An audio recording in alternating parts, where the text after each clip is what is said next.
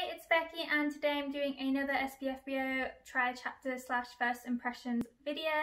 I'm now doing the top 5 from SPFBO 4, which was the 2018 competition, and compared to part 1, I actually liked a lot more books in this one, thankfully, and I'm really excited to tell you all about them. But first off, if you're only interested in maybe one of the books, please check out the description below where they're all going to be timestamped.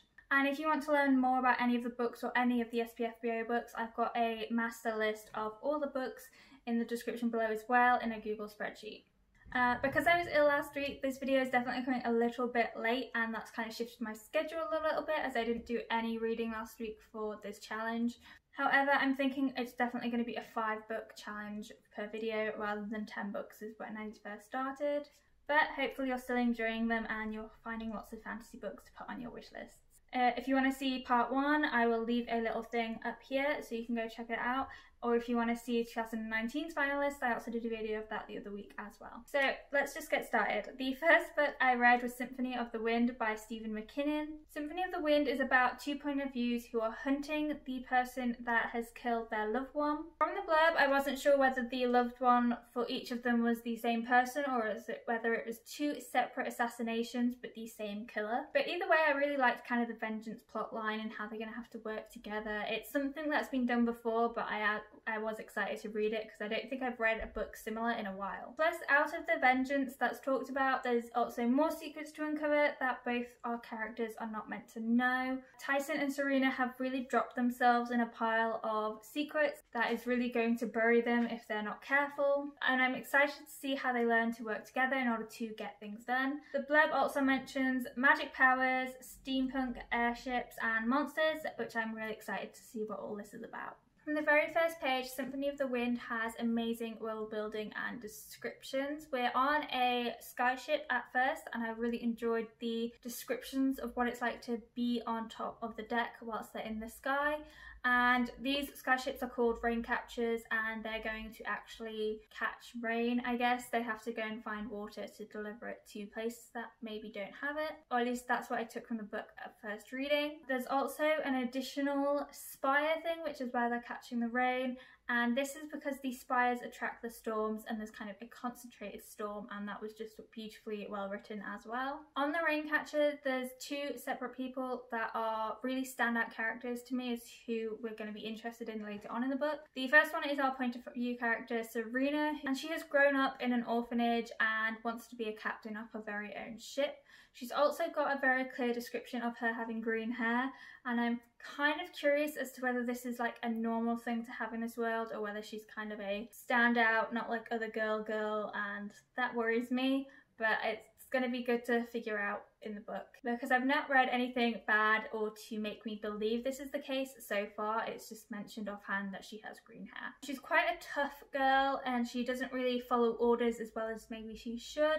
I'm sure this is going to get her into trouble a bit later on in the book, and I'm excited to read more about her. The second character that's exciting about this book in this particular point of view is Captain Fitzwilliam, who is the one that's given Serena the chance to be on board and to be part of the crew. He is the captain, he has his own right-hand man, and he's not afraid of growing old, and he might have a little bit of a drinking problem, but I'm not quite sure whether it was alcohol or not at this point. My first thought is this is going to be the character that might possibly be the loved one mentioned in the blurb, but I'm not sure yet. During the book, once I was actually into the book, I was assuming that he was going to die and pass over the captain title to Serena, but then he also does have right-hand man and other members of the crew that he likes, so I'm not sure that's going to be the case, and Serena's probably going to have to do a lot more hard work to become a captain than just be friends with him.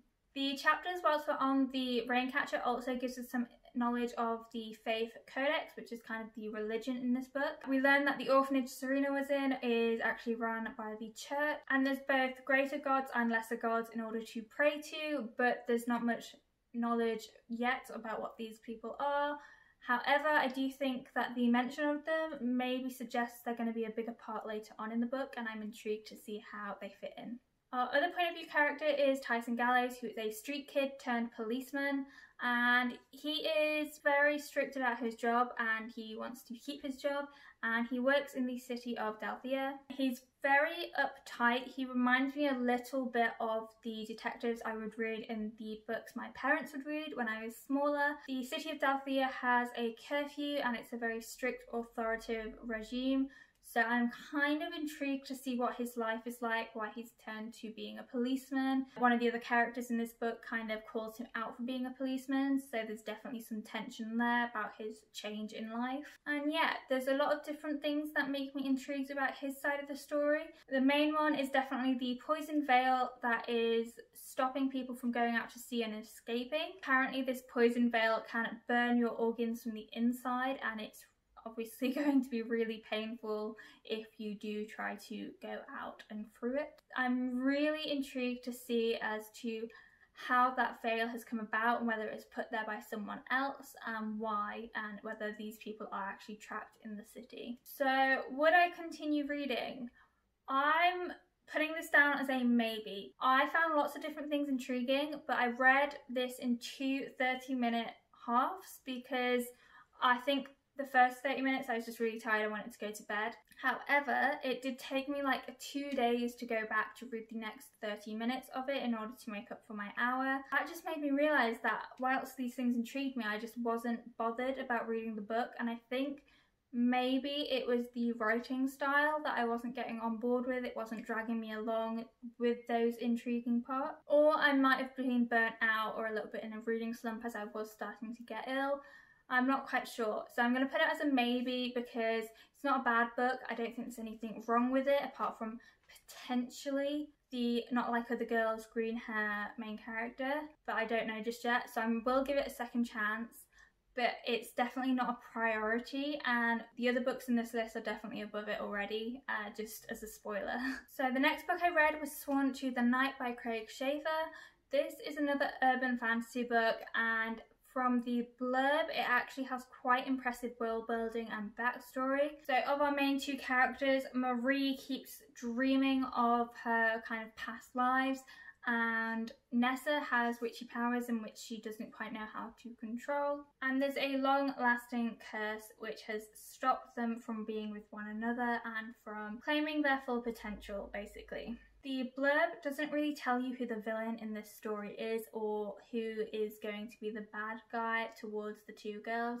However, I'm excited to read it because the fact that it hasn't told you makes me think there's a bigger story, and that really interests me. There's also the mention of other lives, so I'm intrigued to see if there's going to be kind of backstory and flashbacks in order to tell us more about the previous lives, but also the villain and the reason why they've been cursed. The first impressions of this book is that the prologue shows us this book is being narrated by a person called Carolyn Sanders, who is actually an author in this book and is an author that Marie currently reads. I don't know whether I like this or not, because on the one hand it gives us kind of a red flag that maybe the author is an unreliable narrator, but at the same time she's under interrogation, so we don't know whether she's going to be honest or not, whether she's going to tell us things that are maybe a bit one-sided to make her look favourable later on in the story, or whether she's going to change up the narrative to fit her needs. This is what confuses me because the book is not about her, it's about the two girls at this point, so I'm wondering where it's going. Then we meet our first main character, Marie, who is a police detective who is hell-bent on saving everyone she can possibly save. She does not like giving up on cases, and she's very tough and she wants to help people. She then meets Nessa quite early on in the book when she's actually investigating her husband for a possible crime or possible connection to the crime. Nessa, on the other hand, is in a loveless marriage with her husband, and she has witchy powers which she doesn't quite know how to control, and she's also an artist with inspiration that comes at her quickly and with no known reason. I feel like the setup of both characters is done really well for us to understand who they are and to also set them up to meet one another and to react to one another. Plus it shows that they're really distinct as people. They have very different interests. One of them is a police detective, the other one is interested in very creative and artsy things, including witchcraft and avoiding her husband. So when they do meet, there is an instant recognition of them because they've obviously been entwined by fate and they've met each other in past lives. I don't really like books that include insta-love, but I feel like because of the way this story is set up, this is much more understandable in this case, and so it's not as annoying. However, this is instant recognition and not insta-love. We don't know whether there's going to be that kind of relationship at this point from the story, although I assume there will be later on. But this means that we do get to see hopefully a relationship blossom from this recognition in a natural way that isn't going to be insta-love. I particularly like Marie as a character because she's a police detective, and whilst this is a fantasy book, her actual storyline reads kind of like a murder mystery detective style book. There's a case for her to solve and she's going to solve it, and I assume it's going to link into the fantasy plot as well, and I hope that it's going to be included as a part of the overall book, that this is the case that's going to lead them to something. On top of our two main characters, we also meet kind of three sisters, the Fates kind of characters called the Lady in Red, the Mourner, and Dora. As I said, these seem very inspired by Shakespeare's Three Witches or the Fates in mythology, and I'm kind of intrigued to see whether they're the good guys or the bad guys. At first, I do think that they're there to try and help release the two girls from their curse. However, we don't fully know their motivations, just that they're trying to find artifacts which will help them do something to do with the two women. And if they aren't the bad guys, that means we haven't actually met the villain yet in the book, and we don't know who the bad guy is, who we should be looking out for. That's not a hugely bad thing, but it would just be interesting to know who the person is. Because of kind of all the loose threads and not knowing what's going on, I'm so intrigued, and I definitely will be continuing to read this at some point. The next book I read was We Ride the Storm by Devin Madson, and this was self-published when it was a finalist. However, it's now been republished by Orbit literally like last month. So I was really interested to read it because it's good enough to be a finalist, it's good enough to be republished, so there must be something about this book that is drawing people in, and I was really intrigued. So the book follows three different point of views who all have kind of different backgrounds and cultures. I'm personally most interested in Miko as a princess who's prisoner in her own castle. We then have Cassandra, who's a Chilte assassin, and I assume she's going to try to assassinate someone in the storyline at some point and come across one of the other characters. And then we have Captain Ra, who is being forced to fight in a war that he doesn't want to fight. I don't really know much apart from that. I'm really interested to see how our characters meet and what they have to do in this book. So similar to the blurb, the first few chapters of this book are very focused on the characters and building them up as distinct people with different motivations, different backstories, and different ways of being. There's also different world building in each of the point of view chapters to show the differences between their upbringing and how they are living. First we meet Miko, who is the princess and the sister to the person who's should be the heir to the throne. In this place, the emperor has to declare an heir, and whilst her brother is the rightful heir by blood, he may or may not be chosen because he keeps having assassins sent to kill him, and supposedly that is by the emperor himself. I agree with what I said in the blurb part. I'm most interested in Miko because there's lots of political tensions and whisperings in this book, and I'm intrigued to see how she kind of weaves her way in and out of them. Her character also had a lot of depth. As a princess, she's always had to be very self-controlled, and she's learned how to behave in public and how she could behave around just her family. But because of the possible assassination attempts, she's also trained herself to make herself lesser than what she is in a clever way, such as when she's practicing archery, she is purposely aiming for the outer ring instead of the center, so that she knows that she's good at archery, but the people watching her believe she's missing every time. Plus, she's possibly going to be forced into an arranged marriage, and I'm interested from her response to see how she reacts to this and how she's going to play up this possible option and to how it's going to help her get what she wants. Then goes to Captain Ra, who is a Levante, and he is part of the people who kind of travel in herds, and he's in charge basically, he's the captain. There is some backstory missing, but there's also a lot of information about his relationships to his people. For example, there's a big fight at the start of the book for control over the herd, as there's stirrings of them not being happy with his decision making. They're mostly warriors, and they are currently on the search for Gideon, who is the first sword of Torrin, which is a big deal and a very large title in their culture. I don't really know what else is going on in his storyline, to be honest, because they're looking for possible work because they don't have enough resources. I'm not sure where home is for them. I'm not sure what's happened in the backstory to make them travel as much and possibly be discomforted. So I'm looking forward to read more and to learn more about them. We then meet Cassandra, who is an assassin who has a voice in her head which is very judgmental. And a stranger comes to her with a very large job offering, and the prize for this job is that she's going to be told the location of the witch doctor who can help get rid of the voice in her head. The voice in the head knows this and is very shocked and sad and doesn't want it to happen, but Cassandra is sick of it and wants to do it.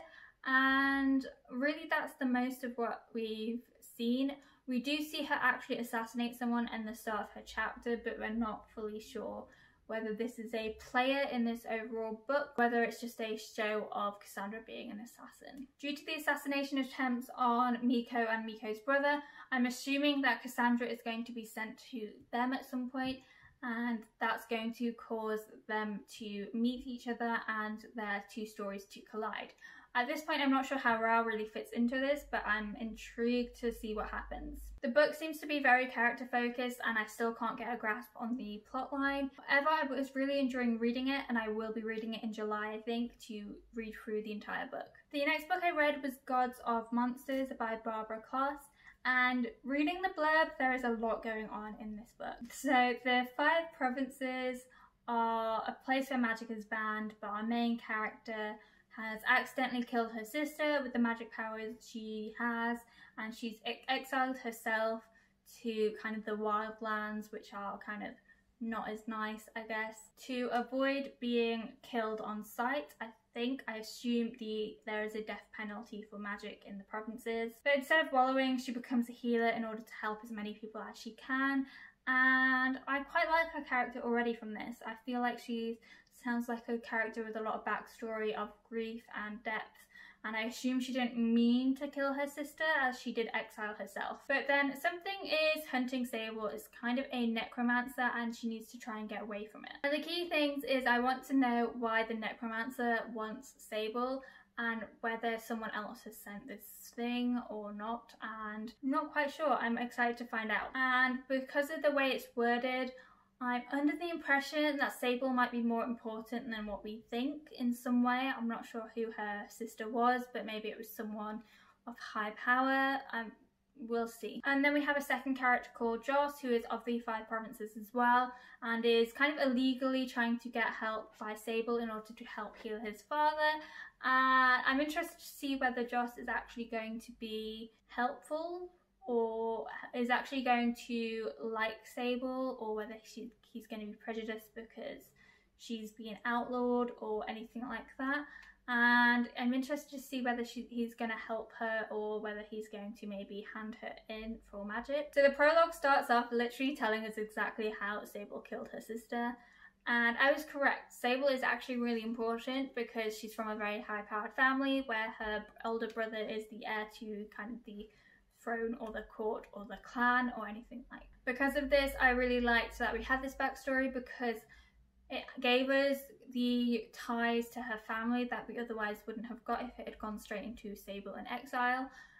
Sable's actually called Imari in the start of the book, and I enjoyed reading the different relationships with her brothers and her family members, and then her sister when she checks if she's alive and realizes she's dead, because it made the grief and the lack of family later on in the book feel that much more believable, because we realised that she really did love them and she left for her own safety and a little bit for their own because she's got the power to hurt them. So I can't read my own handwriting, but she moves out to a place outside the provinces called Skarden or Sharden or something along those lines, and this is a place, it's kind of like a small village that has a lot of thieves and outcasts who have been outlawed from the provinces, and some of them are trying to live a better life, some of them aren't. We meet very different people in these chapters. However, so this village has warded walls all around it in order to keep bad things out, and that's because there is a forest full of whispers on the doorstep, which particularly at night is full of things that could potentially hurt you. The writing about the town and our introductions to different characters that Sable knows in the town gives it a lot of depth. We have a lot of characters who maybe only mentioned once or twice. There's other characters that play a bigger role. However, we see Sable interact with them in very different ways. We see her know people. We see her being someone who knows a little bit of everything in this small village, and I really enjoyed the feel and the writing of it. Sable as our main character is really great as well. She's very tough because she's obviously had to exile herself. However, she still cares about people, and as a healer she's trying to help as many people as she can, which I really adore. And because of her being the person she is, she's kind of found a found family in this book, and I know from the blurb that she's probably going to have to run away and lose it, but I really like the dynamic between her and the people that she cares about, because it's just shown as such a natural reaction to people. She's kind of got a bias against her because the province she is from is friends or looks after scabs who are, I'm not quite sure what they are, but they're seen as lesser people. And there's some scabs in this town that Sable actually tries to help, and this leads other people to not like her and to be prejudiced against her specifically. And then we have our other main character, Prince Jarek, who is the person who is part of their 5 provinces, but a different province from what Sable came from. And his brother is the heir to the throne, and their father is very ill. Therefore, he is commanded to go and find a healer that they've heard about to try and bring him back to health. He is also someone who spends most of his time hunting scabs in his province to try and rid them of the people they think of as lesser. I'm intrigued to see how Sable reacts to this and whether they make each other better and whether she makes him a better person and realises his own prejudices and that he's wrong. Also, other than those kind of key facts about him, we don't know much about him at all. I'm assuming in the next few chapters we'll learn more about him and we'll start to see more of him as him and Sable interact as well. Also, 13% into the book, and I was only just getting to the part that the blurb mentioned of her having to leave this life that she's built after exile. And yeah, so it's been very heavily focused on the world building and characters so far. But this setup has really intrigued me and I definitely want to read more, so this is definitely going on my TBR pile. And the final book and the winner of the 2018 contest was Orconomics by Zachary.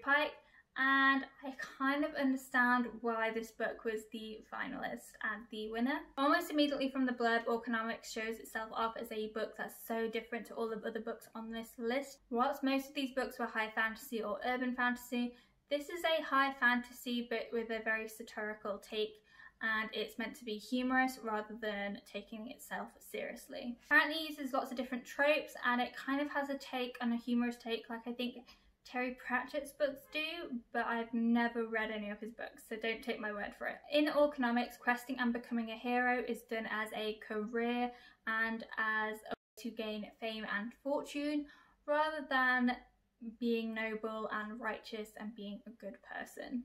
And immediately I thought this felt very video game-like the heroes are trying to gain more fame and fortune by their exploits, and it's kind of like XP. And our main character Gorm is an ex-hero turned to thieving who's trying to kind of reclaim his fame and fortune in some way by doing some things which we'll get to in the book. And I kind of like that our main character isn't going to be a noble guy in shining armour who's out to save the world, but maybe a little bit more morally grey and a little bit not as good as our normal main characters. My first impressions was that this genuinely wasn't like any of the fantasy books I've read before. It is really humorous and satirical, and it uses a lot of tropes such as the heroes and the ogres and the orcs and turns them on their head a little bit. So it starts off talking about contracted in heroes, and we're following a hero who is trying to clear goblins from this small farm, and he is trying to take all of the money from the farmer as part of his loot at the end until a goblin escapes, and then the farmer says he's not paying him because not all of them were killed. This really showed that the hero was doing it for the money and for the experience and for the fame it would give him.